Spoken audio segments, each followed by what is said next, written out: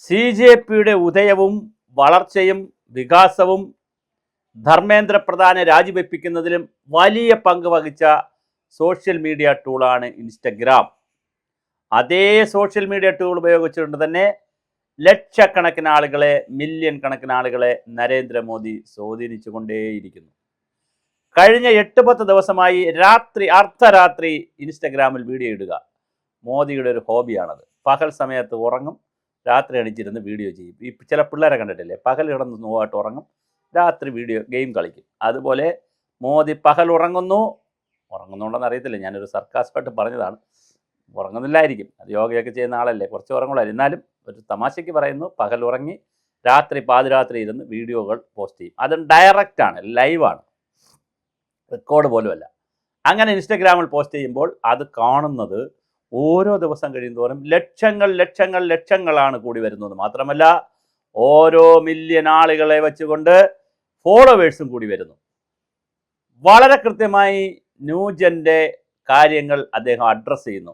എന്തുകൊണ്ട് ഈ സമരം വന്നു, എന്തുകൊണ്ട് ധർമ്മേന്ദ്ര പ്രധാൻ രാജിവെച്ചു, എന്താണ് ഇനി ചെയ്യാനുള്ളത്, ഗവൺമെൻറ് എന്തൊക്കെ സ്റ്റെപ്പ് എടുത്തു, ഗവൺമെൻറ് എവിടെയാണ് ഇതിനകത്ത് കുറ്റക്കാരല്ലാത്തത്, ഇത് തെറ്റ് ചെയ്തത് ആരാണ്, ഉദ്യോഗസ്ഥ സംവിധാനമാണോ, പൊളിറ്റിക്കൽ ലീഡർഷിപ്പ് എന്തുകൊണ്ട് പ്രതിയായില്ല, ഇങ്ങനെ തുടങ്ങി കുഞ്ഞു മൈക്രോ ലെവൽ കാര്യം മുതലുള്ള മൈക്രോ പൊളിറ്റിക്സ് വളരെ കൃത്യമായി മോദി പറഞ്ഞു പോവുകയാണ്. എന്താണ് മോദിയുടെ ലക്ഷ്യം? വരാൻ പോകുന്ന തെരഞ്ഞെടുപ്പിൽ ഒരു 25% ആളുകളെങ്കിലും 30 വയസ്സിന് താഴെയുള്ളവരാണ്. 10-25% ആളുകളെങ്കിലും 50 വയസ്സിന് താഴെയുള്ളവരാണ്.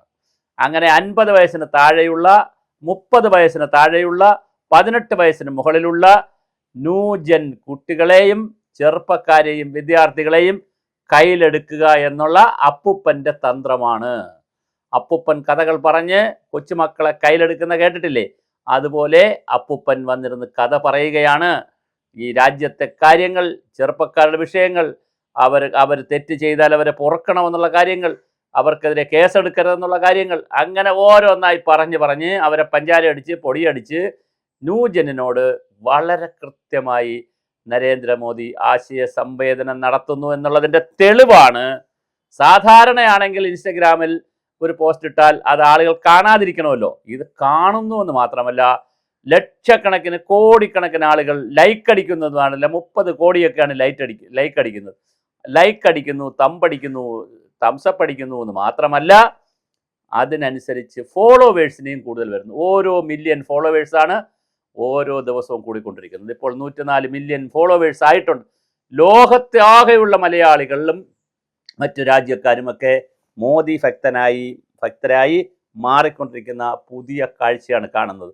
ഇത് മോദിയുടെ തന്ത്രമാണ്. 3 കാര്യങ്ങൾ മോദി ചെയ്യുന്നു. ഒന്ന്, പാതിരാത്രിയെ വരുള്ളൂ. കാരണം കുട്ടികൾ, അതെല്ലാം ഇൻസ്റ്റഗ്രാമിൻ്റെയും മെറ്റയുടെയൊക്കെ ഡേറ്റ വെച്ച് ചെയ്തിട്ടുള്ളൊരു കളിയാണ്. രാത്രി 10 മണിക്ക് ശേഷമാണ് പിള്ളേർ കൂടുതലും ഇതിനകത്ത് കയറിയിരുന്ന് അവർ ഇൻസ്റ്റഗ്രാമിലൊക്കെ റീലിടുകയും കാണുകയും ഷെയർ ചെയ്യുകയൊക്കെ ചെയ്യുന്നത്. അതുകൊണ്ട് തന്നെ രാത്രി 10 മണിക്ക് ശേഷം 11 മണിക്കും 12 മണിക്കും മുതിർന്നവർ ഉറങ്ങുന്ന സമയത്ത് അപ്പൂപ്പൻ ഉണർന്നിരുന്ന് വീഡിയോകൾ ഇടുന്നു. 2, ലളിതമായ ഭാഷയാണ്. അവരോട് ഡയറക്റ്റ് കമ്മ്യൂണിക്കേറ്റ് ചെയ്യുന്ന, ഒരു കോംപ്ലിക്കേഷനോ ജാർഗണോ ഒന്നുമില്ലാത്ത ഡയറക്റ്റ് ഭാഷ. 3-മതായി ഒരു നിരപരാധിത്വ ലൈനിൽ, തെറ്റ് ചെയ്തിട്ടില്ല എന്നുള്ള ലൈനിലുള്ള വർത്തമാനമാണ്. അപ്പം ഇതെല്ലാം കൂടി ആകുമ്പോൾ വളരെ രസകരമായ രീതിയിൽ മോദി ഇൻസ്റ്റഗ്രാം എന്ന് പറയുന്ന ആ ടൂളിനെ നന്നായി പ്രയോജനപ്പെടുത്തുന്നുണ്ട്. അതിൻ്റെ താഴെ വന്ന് അഭിജിത്ത് ദീപ്കെ ചില കമൻറ്റുകളൊക്കെ ഇടുന്നുണ്ട്, പക്ഷെ കമൻറ്റ് കേൾക്കുന്നില്ല എന്ന് മാത്രമല്ല ഇതിനകത്ത് പോസിറ്റീവായിട്ടാണ് എല്ലാ ആളുകളും മോദിയുടെ കമൻ്റ് എടുക്കുന്നതും. മാത്രമല്ല അതിനനുസരിച്ച് ഫോളോവേഴ്സും കൂടുന്നു എന്നുള്ളത് വലിയൊരു സിംറ്റമാണ്. ഏത് ടൂളാണോ അഭിജിത്ത് ദീപ്കെ ഉപയോഗിച്ചത് അതേ ടൂൾ ഉപയോഗിച്ച് തന്നെ തിരിച്ചടിക്കുകയും വളരെ സൈലൻ്റായി ന്യൂജൻ, ഇസഡ്ജൻ, എക്സ്ജൻ എന്നൊക്കെ പറയുന്ന പുതിയ തലമുറയിലെ കുട്ടികളെ, മുതിർന്നവരെ, വിദ്യാർത്ഥികളെ, യുവാക്കളെ, യുവതികളെ വളരെ കൃത്യമായി ടാർഗറ്റ് ചെയ്യുന്ന മോദിയുടെ തന്ത്രം വിജയിച്ചു കൊണ്ടേയിരിക്കുകയാണ്. ഇനി ഇത് തെരഞ്ഞെടുപ്പിൽ ഇതിൻ്റെ ഗുണം കിട്ടുമോ എന്നുള്ളത് നമുക്ക് വരാനിരിക്കുന്നതേ ഉള്ളൂ. കാരണം 2027 ഉത്തർപ്രദേശിൽ തെരഞ്ഞെടുപ്പാണ്, ആസാമിൽ തെരഞ്ഞെടുപ്പാണ്, അതുപോലെ തന്നെ ഗുജറാത്തിൽ വരുന്നു തെരഞ്ഞെടുപ്പ്, പിന്നെ ഗോവയിൽ വരുന്നു, ജാർഖണ്ഡിൽ വരുന്നു.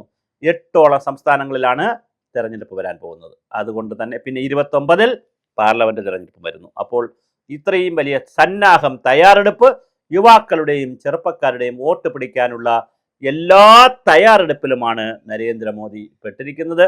അതിൽ അദ്ദേഹം സക്സസ് ആയിക്കൊണ്ടിരിക്കുകയാണ്. പക്ഷേ ഇതെല്ലാം വോട്ടായി മാറുമോ, എത്ര വോട്ട് കിട്ടും എന്നുള്ളതൊക്കെ വരുന്ന തെരഞ്ഞെടുപ്പുകളിൽ കാണാം. പക്ഷേ ഒരു കാര്യം ഉറപ്പാണ്, മോദി അതിനേക്കാൾ പഴയതിനേക്കാൾ ശക്തനായിരിക്കുകയാണ്. ഫുട്ബോൾ കളിയിൽ ഒന്ന് തോൽക്കുമ്പോൾ ഒരു ബാക്ക്വേഡ് പോയിട്ട് പിന്നെ ഒന്ന് ഫ്രണ്ട് വേഡ് വരുന്ന ഒരു കളിയുണ്ട്. ആ കളിയാണ് മോഡി ഇപ്പോൾ കളിക്കുന്നത്. ഒരു ഒരു റണ്ണും എടുക്കാൻ കഴിയാതെ ഒരു ഓവർ പോയാൽ ബാറ്റ്സ്മാൻ പിന്നെ നിന്ന് കറങ്ങി ഒരു എനർജിയൊക്കെ എടുത്ത് ദൈവത്തെയൊക്കെ ഒന്ന് വിളിച്ച് പിന്നൊരു ഊർജ്ജത്തിൽ വരുമ്പോൾ അടിക്കുന്നതെല്ലാം സിക്സ് ആയിരിക്കും. അതുപോലെ തന്നെ ഒന്ന് പതുങ്ങിയെങ്കിൽ, പൂച്ച ഒന്ന് പതുങ്ങിയെങ്കിൽ, എലി ഒന്ന് പതുങ്ങിയെങ്കിൽ, പുലി ഒന്ന് പതുങ്ങിയെങ്കിൽ, കടുവ ഒന്ന് പതുങ്ങിയെങ്കിൽ, സിംഹം ഒന്ന് പതുങ്ങിയെങ്കിൽ സടകുടഞ്ഞെഴുന്നേറ്റിരിക്കുകയാണ് അദ്ദേഹം. ഇൻസ്റ്റഗ്രാം വഴി ജനകോടികളോട് സംസാരിക്കുന്നു, അതിന് ധാരാളം ഫോളോവേഴ്സിനുണ്ടാക്കുന്നു. അതൊരു പുതിയ രാഷ്ട്രീയമാണ്. ഒരുപക്ഷെ രാഹുൽ ഗാന്ധിയും അഭിജിത് കണ്ടുപഠിക്കേണ്ട രാഷ്ട്രീയമാണ്. അവർക്ക് എന്തുകൊണ്ടിത് കഴിയുന്നില്ല? ഇന്ത്യയിൽ രൂപപ്പെട്ടു വന്ന ഇസഡ് ജെന്നിൻ്റെയും ന്യൂജൻ്റെയും മോദി വിരുദ്ധ വികാരത്തെ മുന്നോട്ട് കൊണ്ടുപോകാൻ എന്തുകൊണ്ട് രാഹുൽ ഗാന്ധിക്ക് കഴിഞ്ഞില്ല? മോദിയുടെ ഏകദേശം മുക്കാൽ പ്രായത്തോടെ മാത്രം പ്രായമുള്ള 70 വയസ്സ് കഴിഞ്ഞ മോഡിക്ക് 50 വയസ്സ് മാത്രം പ്രായമുള്ള 50 കഴിഞ്ഞ രാഹുൽ ഗാന്ധിക്ക് ന്യൂജനെ പിടിക്കാൻ കഴിയാത്തത് എന്തുകൊണ്ട്?